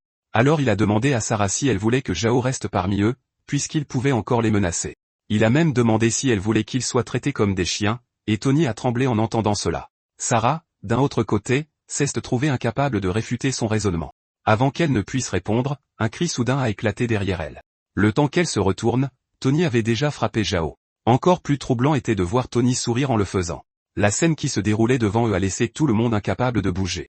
Zhao gisait au sol, hurlant de douleur après avoir été frappé, mais Tony ressentait un étrange sentiment de satisfaction en le regardant. Peter a alors tapé sur l'épaule de Tony et l'a félicité pour ce qu'il avait fait. Il a aussi chuchoté que Zhao n'oserait plus jamais l'insulter. Peu après, la batte a glissé de la main de Tony et il s'est effondré sur les genoux. À ce moment-là, quelqu'un dans la foule a crié que c'était son tour, et Tony a levé les yeux pour voir Wang. Wang a calmement déclaré qu'il attendait ce moment depuis longtemps. En entendant cela, Zhao l'a supplié de ne pas agir impulsivement. Cependant, Wang l'a immédiatement frappé avec la batte et lui a dit qu'il pouvait crier autant qu'il voulait. Après tout, il y avait encore beaucoup de gens qui attendaient leur tour derrière lui. Zhao ne pouvait qu'implorer pitié, impuissant, en les voyant. Mais un par un, les étudiants ont commencé à le frapper à tour de rôle. Même la fille qu'il avait frappé d'un coup de pied plus tôt s'est avancée pour le frapper. Alors que les coups continuaient, certains étudiants exhortaient les autres à frapper Zhao plus fort. Non loin de là, Peter observait la scène avec un léger sourire sur son visage. De l'autre côté, Sarah tremblait en marmonnant que ce qu'il faisait était mal. Shena a également chuchoté à Ryan que Zhao allait être tué et a demandé s'il pouvait les arrêter. Cependant, il a répondu que chaque personne était comme le feu, qui peut donner de la chaleur mais aussi causer de la douleur. Maintenant que les flammes de chacun s'étaient rassemblées, elles s'étaient transformées en un monstre déchaîné. Après un certain temps, Zhao gisait immobile et gravement blessé par les coups. Certains étudiants souriaient de satisfaction, tandis que d'autres, comme Ryan, se sentaient partagés. Soudain, Peter lui a rappelé que c'était son tour. Il a alors demandé s'il devait encore participer. Peter a rapidement répondu que oui. Il lui a aussi rappelé que tout le monde regardait. Il a ajouté qu'il avait besoin d'unité pour survivre, et qu'il avait encore besoin de la sagesse et du courage de Ryan, mais Ryan est resté silencieux en écoutant cela. Maintenant, les deux camps se faisaient face, le groupe de Ryan était encore propre, tandis que celui de Peter était taché de sang. À ce moment-là, Zhao a faiblement commencé à dire que sang était déjà assez. Il a même supplié Peter et les autres de le laisser partir. Pourtant, Peter s'est contenté de sourire alors que Zhao promettait de ne plus jamais recommencer. Il s'est alors avancé et a déclaré que le mal devait être éradiqué. Puis il a levé la batte en exhortant Zhao à aller dans un autre monde. Sarah s'est précipitée pour tenter de l'arrêter, mais Tony et les autres semblaient impatients de voir ce qui allait se passer. Sans hésitation, Peter frappe Zhao en disant qu'il peut maintenant confesser ses péchés. Alors que le sang éclaboussait le visage de Peter, Zhao a lutté pour le maudire. Dans un dernier souffle, il a marmonné que Peter l'avait trompé. Après cela, la zone est tombée dans le silence alors que Peter laissait tomber la batte. Puis, comme si rien d'inhabituel ne s'était produit, il a commencé à essuyer ses lunettes tachées. Plus tard, les étudiants sont finalement sortis du brouillard. Wang était parmi eux, et il a été stupéfait par la vue qui s'offrait à ses yeux. Les autres étudiants ont remarqué sa réaction et se sont également précipités. Comme lui, Fai était choqué en confirmant que ce que Ryan avait dit était vrai. La ville qui se dressait devant eux était bien la ville H. Certains étudiants ont commencé à courir partout, célébrant le fait qu'ils n'auraient plus à mourir de faim. Peter leur a aussi rappelé que tant qu'ils restaient hors de portée du brouillard, ils étaient en sécurité. Avec cette assurance, il a déclaré que leur célébration pouvait enfin commencer. Mais Ryan a demandé s'il ne craignait pas que des problèmes ne surgissent à nouveau. Il a rapidement répondu que tout le monde était déprimé depuis longtemps et avait besoin de libérer ses émotions. Comme il l'avait dit, les étudiants ont commencé avec enthousiasme à explorer le supermarché. Tony a ouvert un paquet de chips et n'a pas pu s'empêcher de pleurer en voyant à quel point c'était délicieux. À proximité, Wang a vu les étagères pleines et a pensé qu'il avait assez de nourriture pour un mois. De l'autre côté, un garçon a offert à l'une des filles sa nourriture préférée. Cependant, elle a immédiatement repoussé sa main d'une claque. Puis elle l'a grondé de ne penser à elle que maintenant, mais l'a quand même remercié. Car elle s'est rendue compte que comparé à lui, Peter était bien plus fiable. À ce moment-là, plusieurs filles se sont rassemblées autour de Peter, l'admirant. Ryan et Shena regardaient aussi les autres déclarer que Peter était le plus digne de confiance. Cependant, Shena a vite remarqué que Ryan semblait distrait. L'attention de Ryan était fixée sur l'horloge à proximité. Après un instant, quelque chose sembla faire tilt dans son esprit. Il leur a rapidement demandé de sortir leur téléphone, mais Fai a objecté car il n'y avait pas de réseau, pourtant il a insisté pour qu'elles le sortent. Les deux filles ont donc sorti précipitamment leur téléphone, puis les trois ont comparé les heures, constatant que les horloges différaient de plusieurs minutes. Voyant cela, Ryan a finalement confirmé ses soupçons. Il a expliqué que l'écart n'était pas seulement une perception, mais une réelle différence dans l'écoulement du temps. Shena a rapidement demandé ce que cela signifiait pour leur situation. Il a répondu qu'il avait commencé à soupçonner quelque chose et qu'à son avis, ils étaient simplement dans une autre village. En entendant cela, elle a demandé ce qu'il voulait dire, mais le bruit d'une bouteille qu'on ouvrait les a interrompus. Le liquide a également été versé dans un verre à vin. Et assis à proximité se trouvait Peter, qui prenait une gorgée nonchalamment. Il a même commenté que c'était un bon vin. Cependant, son regard restait fixé sur Ryan. Ryan se tourna vers lui juste au moment où il remarquait qu'une nouvelle pièce était sur le point de commencer. Il a ensuite lentement versé le vin et a demandé à Ryan ce qu'il choisirait. Soudain, ils ont entendu un grand cri et se sont tournés vers la source. Là, ils ont vu Danny allongé par terre pendant qu'un autre élève le piétinait. L'élève n'était toujours pas satisfait et a continué à frapper Danny. Les autres se contentaient de regarder pendant qu'il l'insultait. Ils se moquent même de lui en disant qu'il ne fait que manger. Face aux accusations, Danny ne pouvait que s'excuser à plusieurs reprises. L'élève a alors décidé de le frapper pour récupérer la nourriture. Cependant, son poignet a été soudainement attrapé, alors il s'est rapidement tourné sur le côté. Là, il a vu Ryan lui serrer fermement le bras. Ryan l'a également tiré en avant avec force, le faisant trébucher et percuter les étagères voisines.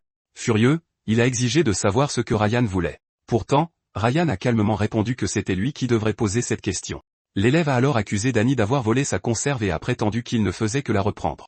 Mais Fai a demandé de quelle conserve il parlait, car il n'était pas propriétaire du supermarché. L'élève l'a ignoré et a dit que prendre la nourriture en premier la rendait sienne. Fai est devenue furieuse face à son raisonnement, mais Ryan l'a rapidement arrêté. Son regard s'est alors tourné vers les autres élèves. Ils mangeaient et se détendaient tranquillement, alors il leur a demandé s'ils croyaient vraiment être en sécurité. Il les a avertis que la ville était toujours envahie par le brouillard et que le danger pouvait frapper à tout moment. Pourtant, dans de telles circonstances, il commençait déjà des conflits internes pour des choses futiles. Cependant, le garçon a ignoré l'avertissement de Ryan en disant qu'il n'y avait plus de danger.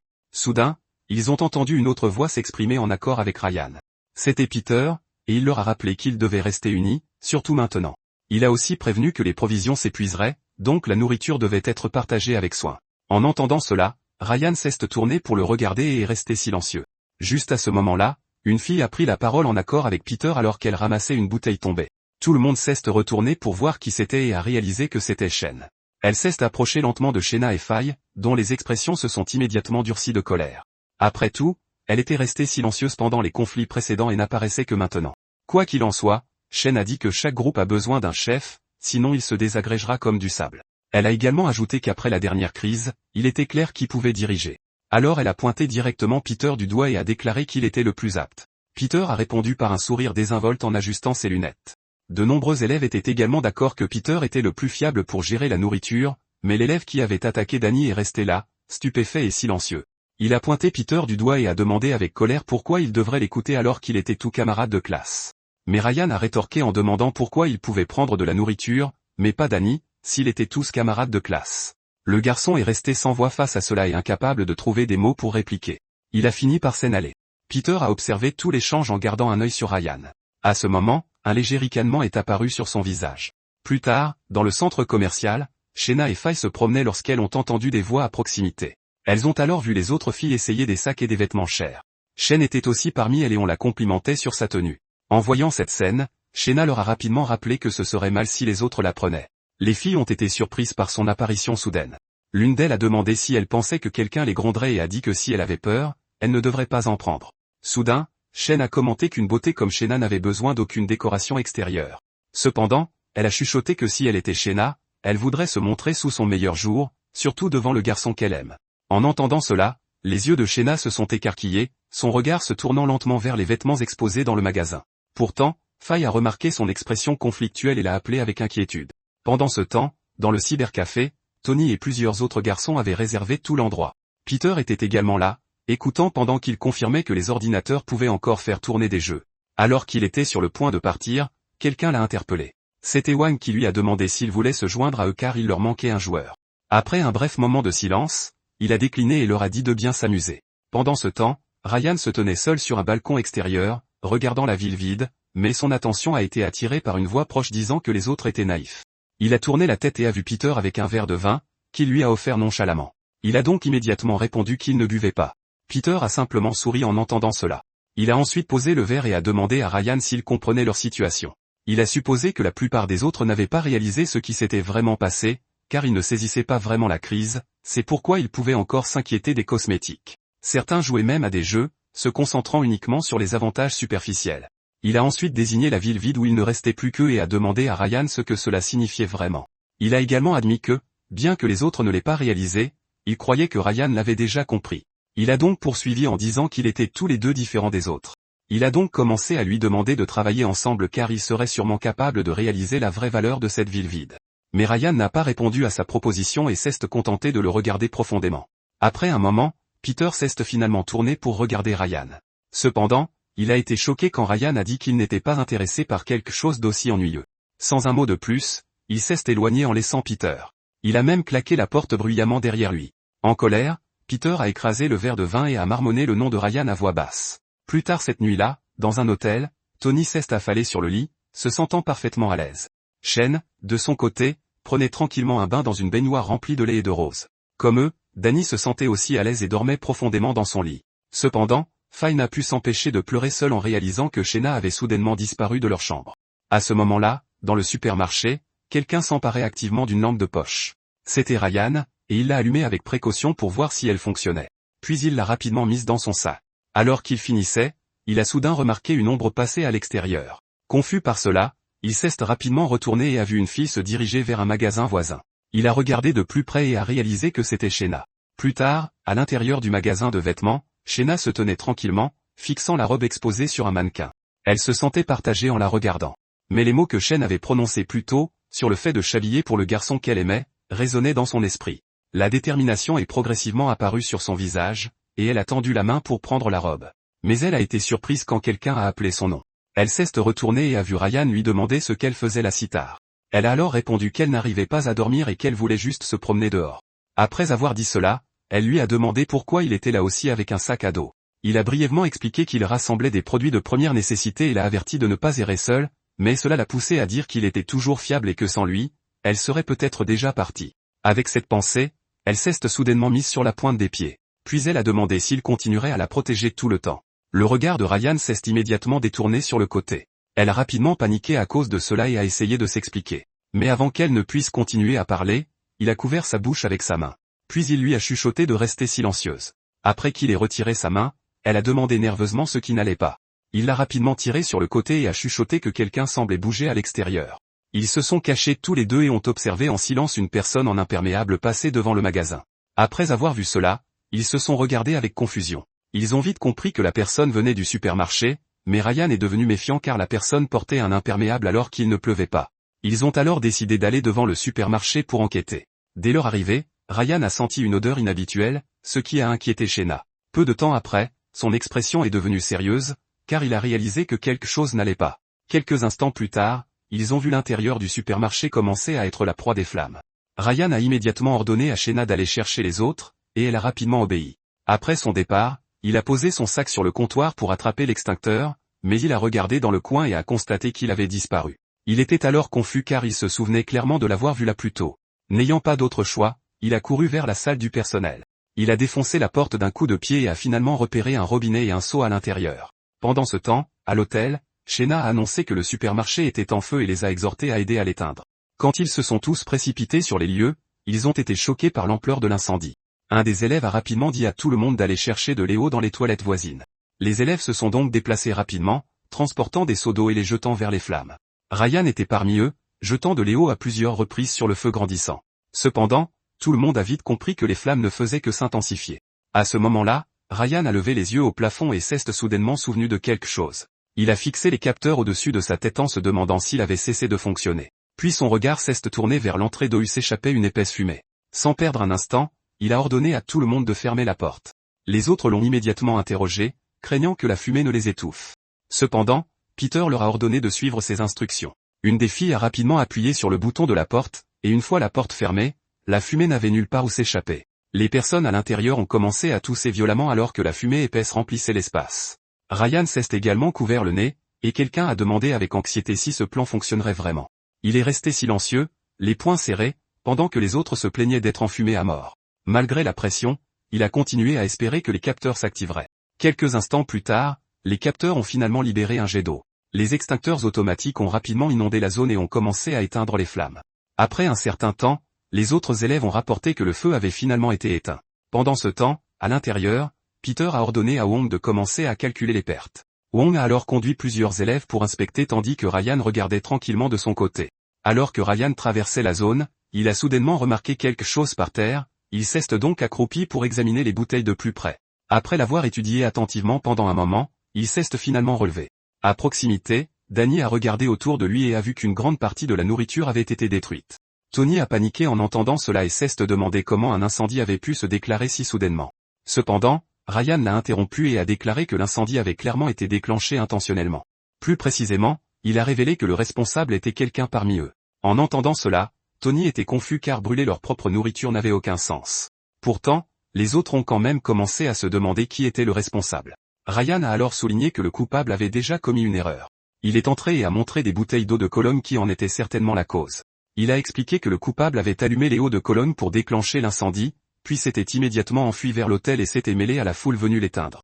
Avant qu'il ne puisse continuer, Tony a déclaré que toute personne sentant les eaux de Cologne était le coupable. Cependant, Ryan s'est accroupi et a souligné qu'il y avait autre chose.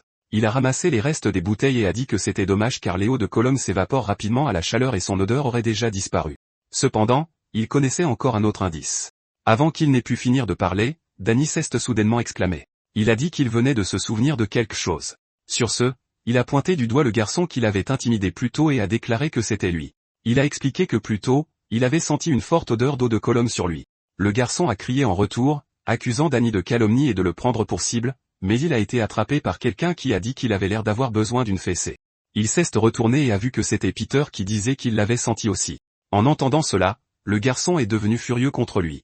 Mais voyant que tout le monde se méfiait déjà de lui, il a essayé de s'échapper et a ordonné à Peter de s'écarter de son chemin.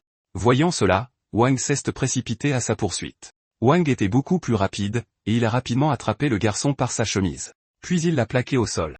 En voyant cela, les autres élèves étaient étonnés qu'il ait réussi à l'attraper si rapidement. Ils ont ensuite encerclé le coupable, chuchotant à propos de son mobile possible. Ryan a suggéré que le garçon était en colère à cause de ce qui s'était passé cet après-midi-là. En entendant cette raison, Peter a murmuré que c'était vraiment laid. Cependant, le garçon a rétorqué que c'était Ryan qui avait de mauvaises intentions. Il a ensuite défié Ryan, lui demandant s'il pensait vraiment qu'il n'était pas au courant de ses plans secrets. Les élèves se sont tournés vers Ryan, chuchotant que lui et Shayna avaient en effet découvert l'incendie les premiers. Ils ont aussi regardé Shayna, se demandant pourquoi elle et Ryan étaient là si tard. Shayna a commencé à serrer les poings en les entendant trouver ça étrange. Soudain, le garçon a crié qu'il avait vu le sac de Ryan sur le comptoir quand il est arrivé. Il a donc supposé que Ryan devait avoir l'intention de reprendre quelque chose de précieux.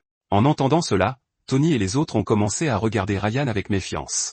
Tony lui-même a même décidé d'aller chercher le sac. Mais quand il l'a finalement ouvert, il n'a trouvé que des collations, une enveloppe et une lampe de poche. Les gens étaient surpris et confus par ce qu'ils ont vu. Cependant, l'expression de Shayna était différente de la leur en voyant cela. Bientôt, d'autres ont commencé à demander à Ryan ce qu'il prévoyait de faire avec ces objets. En même temps, Shayna le regardait, devinant déjà son véritable plan. Ryan était incapable d'échapper aux regards interrogateurs des autres. Soudain, ils ont été interrompus par un grand rire et se sont tournés vers la source. Ils ont vu le garçon qui avait été attrapé plus tôt rire en affirmant que Ryan préparait un mauvais coup. Cependant, il a été maîtrisé par Wang qui lui a ordonné de se tenir tranquille. Suite à cela, Peter a interpellé Ryan et l'a sommé de s'expliquer. Tous les regards se sont tournés à nouveau vers Ryan, qui est resté silencieux. Faye, qui se tenait à côté de lui, ne pouvait cacher son inquiétude et a murmuré son nom. Ryan a alors finalement accepté la situation et a déclaré qu'il partait. En entendant cela, Faye était clairement choqué qu'il ait vraiment l'intention de partir. Après un bref moment de silence, Peter a dit à Ryan que tout le monde voulait aussi partir, mais que les problèmes pouvaient être résolus ensemble. Cependant, il a répondu que ce n'était pas nécessaire. Il a pris son sac et a dit qu'il s'en occuperait tout seul. Pourtant, avant qu'il ne puisse partir, quelqu'un s'est avancé et l'a arrêté. Shen est apparu et a dit qu'il ne pouvait pas simplement partir comme il le souhaitait. Après tout, il venait de perdre beaucoup de provisions, et maintenant il essayait de prendre une partie du peu qu'il restait. Mais il est simplement passé devant elle, ce qui l'a clairement rendue furieuse. Elle a immédiatement commencé à dire qu'elle le trouvait suspect depuis longtemps, car quelque chose de grave venait de se produire, et pourtant il restait calme comme si cela ne le concernait pas. Tony a été choqué en entendant cela, et les gens derrière lui sont également devenus silencieux. Cependant, Faye a réprimandé Shen en disant que sans Ryan, il serait toujours piégé dans le brouillard. Danny a également acquiescé, disant que sans l'indice de Ryan, le coupable se serait échappé. Pourtant, Shen a rétorqué que Faye et Danny sont les lèche-bottes de Ryan, donc il ne valait pas mieux. Avant qu'elle ne puisse continuer, Peter lui a immédiatement ordonné d'arrêter. Elle l'a regardé furieusement après avoir été interrompue, mais Peter s'est contenté de la dévisager d'un regard menaçant. Finalement, elle n'a eu d'autre choix que de se taire. Peter s'est alors tourné vers Ryan et a dit qu'il semblait avoir déjà pris sa décision. Ryan a répondu qu'il n'avait jamais rien prévu d'autre depuis le début. En entendant cela, Shen a de nouveau souligné qu'il semblait déjà savoir ce qui allait se passer. Peter a soupiré et a finalement choisi de faire un compromis en écoutant cela. Il a dit qu'il avait besoin de quelqu'un pour explorer la zone et qu'il respectait le choix de Ryan de rester ou de partir. Cependant, il a averti que personne ne devait saper les intérêts du groupe comme l'homme capturé l'avait fait. Il a ajouté qu'il comprenait leurs points de vue divergents et qu'il avait déjà parlé à Ryan. Pourtant, Ryan n'a pas répondu et s'est contenté de le regarder en silence. Quoi qu'il en soit, Peter a fermement déclaré qu'il ne tolérerait plus un tel comportement. Les autres élèves ont bientôt commencé à discuter entre eux. Soudain, ils ont entendu quelqu'un crier par derrière qu'elle partirait avec Ryan. Quand ils se sont retournés pour regarder, ils ont vu que ce n'était autre que Faye. Faye a continué à insister sur le fait qu'elle partirait avec Ryan, car elle pensait que c'était trop dangereux pour lui d'y aller seul. Et si elle l'accompagnait, au moins ils pourraient prendre soin l'un de l'autre. En entendant cela, Shayna était clairement surprise et regarda Faye avec anxiété. En même temps, elle a commencé à penser à ses propres sentiments. Alors elle a rassemblé son courage pour dire qu'elle voulait aussi y aller. Cependant, Ryan a dit qu'il ne savait pas ce qui les attendait dehors et ne pouvait pas promettre leur sécurité. Pour cette raison, il leur a suggéré de rester avec les autres. Shayna a essayé de protester en entendant cela, mais s'est trouvée incapable de formuler les mots justes. Shen a immédiatement saisi l'occasion pour dire que Shayna n'était qu'une lâche, mais Faye a répondu qu'il n'y avait aucune raison pour Ryan de la persuader. Elle s'est ensuite tournée vers Shen et a dit fermement qu'une fois qu'elle avait pris une décision, elle ne changeait jamais Davis. Voyant que Faye se préparait vraiment à partir, Danny a commencé à se sentir nerveux. Il croyait que seul Ryan pouvait le protéger et craignait d'être harcelé s'il restait, mais il n'avait aucune intention de revivre ça. Alors il a levé la main et a dit qu'il voulait aussi partir avec Ryan. Les élèves se sont rapidement moqués de lui en disant que ce n'était pas un mal qu'il parte, puisqu'il mangeait trop. Avec ça, le groupe de Ryan comptait maintenant 4 personnes, tandis que Peter observait simplement la scène en silence. Après un moment, il a calmement demandé si quelqu'un d'autre voulait partir. Quelqu'un a rapidement levé la main et a dit qu'il partirait aussi. Pourtant, il a ajouté une condition, toute personne partant devrait prendre assez de nourriture et d'eau pour au moins 2 jours. Les autres élèves sont immédiatement devenus furieux en entendant cela, mais leurs protestations ont été interrompues quand il a expliqué son raisonnement. Il a dit que s'il parvenait à trouver plus de ressources à l'extérieur, il reviendrait en informer le groupe. Après avoir entendu cela, Peter a rapidement accepté la condition. Soudain, Sarah est arrivée, demandant si tout le monde allait bien et comment le feu avait commencé. Elle a même commencé à les examiner pour voir si quelqu'un avait été blessé. Peter l'a donc rassuré que tout était sous contrôle et a dit qu'il lui expliquerait la situation. Pendant ce temps, les élèves chuchotaient qu'elle n'était pas fiable, car elle n'avait rien entendu malgré le bruit à l'hôtel. Après un moment, on a raconté à Sarah ce qui s'était passé et elle a demandé à Ryan s'il était certain de vouloir partir. Ryan a simplement hoché la tête. Elle a admis qu'elle ne savait pas non plus quoi faire, mais sentait que la situation devenait de plus en plus troublante. Il a ensuite dit qu'il valait mieux avoir un chef que d'être dispersé. Pourtant, elle s'inquiète car il venait à peine de s'installer, et il se dirigeait vers l'inconnu. Après avoir réfléchi un instant, elle a dit qu'elle pourrait aussi les accompagner. Cependant, il lui a rappelé que les élèves qui restaient avaient davantage besoin d'elle, alors elle n'a pu que soupirer en l'entendant dire qu'il partirait le matin. Le lendemain, le groupe de Ryan avait déjà fait ses bagages et attendait dehors. Peter est venu leur dire au revoir et leur a souhaité bonne chance pour leur exploration. Ryan a répondu par un bref adieu avant que le groupe ne commence à s'éloigner. Shane et Peter les ont regardés partir en silence. Shane a fini par demander à Peter s'il pensait que ce plan fonctionnerait vraiment. Avant que Peter ne puisse répondre, Wayne l'a interpellé. Il a demandé comment ils allaient s'occuper de leurs camarades de classe gênants. Peter s'est immédiatement retourné en entendant cela, faisant sursauter le garçon capturé. Cependant, Peter a simplement souri et leur a ordonné de donner du feu au garçon, puisqu'il aimait tant ça. Pendant ce temps, les compagnons de Ryan ont commencé à demander où ils allaient. Ryan a répondu qu'il se dirigeait vers la partie et de la ville. Cependant, Faye avait déjà remarqué que les autres transpiraient d'épuisement, alors elle a suggéré qu'ils se reposent, car ils marchaient depuis si longtemps. Ryan a alors vérifié son téléphone et a été surpris de voir qu'il marchait depuis 3 heures. Sur ce, il a finalement accepté qu'il s'assoie et se repose un moment. Une fois assis, Faye a fouillé dans son sac en demandant à Shena si elle avait faim. Juste au moment où elle l'exhortait à manger quelque chose, quelqu'un s'est approché d'eux. La fille aux cheveux blancs nommée Chi-Chi a poliment demandé si elle pouvait s'asseoir avec eux. Quand Faye a réalisé que c'était leur capitaine, elle a immédiatement accepté. Cependant, Chi-Chi l'a pressé de l'appeler par son prénom car il n'était pas à l'entraînement, mais Faye a refusé. Laissant cela de côté, elle a poussé Shena, nerveuse, à parler à Chi-Chi, ce qui n'a fait que l'embarrasser davantage. À leur insu, quelqu'un à proximité a discrètement pris une photo du groupe.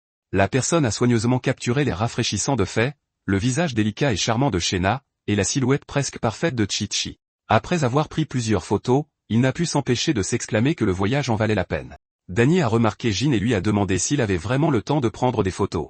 Jin a répondu que le décor permettait de faire de meilleurs portraits et qu'il les posterait sur son blog plus tard. Il avait même déjà commencé à imaginer les réactions et les commentaires de ses fans.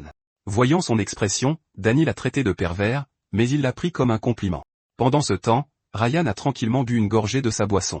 Quand il a posé la bouteille sur la table, il a remarqué de la nourriture en décomposition à proximité. À ce moment-là, quelqu'un est apparu derrière lui et lui a demandé ce qu'il faisait. La personne nommée Zané a alors remarqué que Ryan observait la nourriture en décomposition sur la table. En réponse, Ryan lui a demandé ce qu'il en pensait. Zané a posé son sac, disant qu'il avait fait des expériences en secret depuis l'incide avec le moniteur de classe. Il a également fouillé dans son sac, disant que l'incohérence du temps rendait impossible l'obtention de résultats fiables. Ryan, de son côté, est resté silencieux pendant qu'il écoutait. Après cela, Zané lui a dit qu'il avait réussi à découvrir quelque chose sur la brume. Il a alors sorti un petit appareil et le lui a montré. Ryan l'a vite reconnu comme un détecteur d'air portable, ce qui a poussé Zané à louer ses connaissances. Il a ensuite expliqué que le smog est un excès de particules, généralement des PM2,5, mais que le brouillard de la ville avait une cause différente. Ryan a confirmé que l'indice PM2,5 était resté normal tout ce temps, alors il a regardé Zané et lui a demandé ce qu'il essayait d'insinuer. Zané a rangé le détecteur, disant qu'avec les bons instruments à l'institut de son oncle, il pourrait analyser le brouillard. En entendant cela, Ryan a demandé si c'était pour ça qu'il les avait rejoints. Zané a admis que oui, puis a demandé pourquoi Ryan voulait se diriger vers l'est. Ryan a simplement répondu qu'il y avait quelque chose qu'il devait confirmer. Pendant ce temps, dans le monde réel, Liam était assis nonchalamment dans son fauteuil quand Tao est soudainement arrivé. Elle a alors vu qu'il lisait un rapport sur les marchandises disparues du supermarché et l'incendie qui a suivi. Liam a également entendu ses talons approcher et a demandé comment ça allait, ce à quoi elle a répondu qu'il n'y avait rien de nouveau car il n'y avait eu aucun progrès concernant la mère de Ryan. Il a alors pelé une banane et a dit qu'il n'y avait pas besoin de s'inquiéter car ils avaient encore beaucoup de temps. Pourtant, elle a dit que sans la porte, il ne pouvait pas connaître ce monde. Il a vite répondu qu'une fois la peur dissipée, Les sujets motivés commenceraient à agir. Ils croyaient aussi qu'il n'était pas difficile de deviner leurs actions à partir des indices laissés derrière. Même ainsi, elle a demandé s'il ne craignait pas qu'il aille plus vite que prévu. Il a répondu que lorsque le temps lui-même perd sa norme, rapide et lent perdent leur sens. Au moment où il finissait de parler, il a entendu un fort bourdonnement. Désorienté, il a rapidement pris son téléphone et a demandé à son interlocuteur ce qui s'était passé. Après qu'il ait confirmé la situation, Tao a demandé si l'appel venait de leur organisation et ce qui s'était passé. Cependant, il s'est simplement levé et est passé devant elle, la laissant perplexe. En se dirigeant vers la porte, il a fait remarquer nonchalamment que quelque chose était enfin apparu. Plus précisément, c'était un nouveau cadavre. Pendant ce temps, dans l'autre monde, Danny et les autres ont atteint un bidonville qui l'a mis mal à l'aise. Ryan a alors expliqué qu'ils n'avaient pas le choix car c'était le chemin le plus court, et que selon leur plan, ils passeraient devant des supermarchés ou des supérettes en chemin. Donc la nourriture n'était pas un problème, mais ils s'inquiétaient pour autre chose. Le groupe a continué à marcher dans la zone pendant que Jin restait occupé à prendre des photos. À un moment, il a soudainement vu quelqu'un passer dans la ruelle voisine. La silhouette lui semblait familière, et Jin a entendu la personne dire quelque chose à propos de devenir populaire. Choqué par ce qu'il a vu, il s'est immédiatement tourné vers la ruelle en demandant qui était là. Un camarade de classe a remarqué sa réaction et lui a demandé pourquoi, alors il a dit qu'il venait de voir quelqu'un à proximité. Cependant, les autres ne l'ont pas cru et ont pensé qu'il imaginait des choses. Pourtant, il restait certain de ce qu'il avait vu et croyait avoir reconnu la personne. Alors il leur a dit qu'il irait voir et les rattraperait plus tard. Les deux camarades sont alors partis en marmonnant que Jin devenait paranoïaque. Ensuite, Jin a continué d'avancer, son appareil photo à la main, en s'enfonçant plus profondément dans la ruelle sinistre. Il a remarqué que le brouillard environnant devenait de plus en plus épais, alors il a dégluti nerveusement et a finalement cessé de marcher. Puis il a levé la main vers la brume, se demandant si elle était vraiment dangereuse. Mais après avoir mis son doigt dans le brouillard, il n'a pas été blessé, alors il s'est demandé s'il ne réfléchissait pas trop. Cependant, une odeur étrange a soudainement atteint ses narines. Il a rapidement baissé les yeux vers le sol pour voir ce que c'était, et il a été choqué de voir que c'était du sang. Il a continué à examiner la zone et a remarqué que le sang tachait aussi les murs voisins, mais il ne comprenait pas pourquoi il y avait du sang alors que seul leur groupe était là. Il a alors décidé de regarder davantage autour de lui, mais ce qu'il a vu ensuite sur le sol l'a rempli d'horreur. Là, il y avait un autre appareil photo comme le sien, et il était complètement taché de sang. Malgré sa peur, il s'approche lentement de l'appareil photo au sol, mais un juron sonore a résonné à proximité et l'a fait sursauter. Il s'est alors immédiatement demandé si quelqu'un d'autre était là. Pourtant, se souvenant à quel point cet endroit semblait étrange, il a vite décidé de trouver d'abord une cachette. Il s'est retourné et a cherché un endroit où se cacher.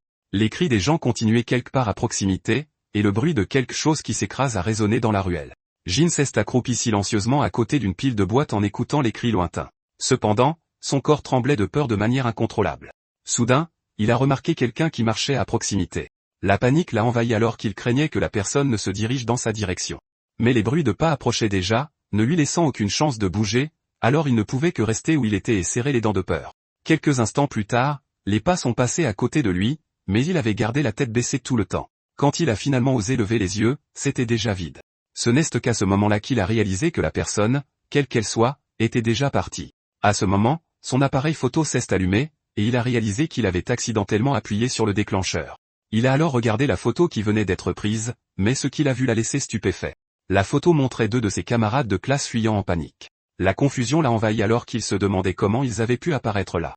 Soudain, il s'est souvenu de l'appareil photo qu'il avait vu plus tôt par terre. Avec cette pensée en tête, il s'est avancé prudemment dans la ruelle. Après avoir repéré à nouveau l'appareil photo, il l'a rapidement ramassé et a vérifié nerveusement son contenu. Ce qu'il a vu ensuite l'a horrifié, car l'appareil contenait exactement la même photo qu'il venait de prendre. Pendant ce temps, Ryan a vérifié sa carte et a dit aux autres qu'il y avait un magasin plus loin. En apprenant cela, l'étudiant Luc a commencé à maudire Peter de leur avoir donné de piètres provisions. Cependant, Fai lui a demandé où était Jin, car il marchait juste derrière eux. Un autre étudiant a répondu que Jin avait entendu quelque chose et était parti voir. Ryan a alors prévenu que ce n'était pas sûr dans le brouillard et a demandé pourquoi Jin était parti seul. L'étudiant a essayé de se défendre en disant que ce n'était pas sa faute, mais Luc a dit qu'il trouverait Jin d'abord et laisserait les autres attendre au magasin. Sur ce, il a pressé l'étudiant de venir avec lui. En les voyant partir, Shena n'a pas pu s'empêcher de demander à Ryan s'il s'en sortirait. Ryan a répondu qu'il n'avait toujours pas entièrement compris comment fonctionnait le brouillard. Juste avant qu'il ne puisse finir de parler, ils ont entendu un grand cri résonner soudainement au loin. Quelques instants plus tard, ils ont vu Luc et l'autre étudiant revenir en courant vers eux, terrorisés.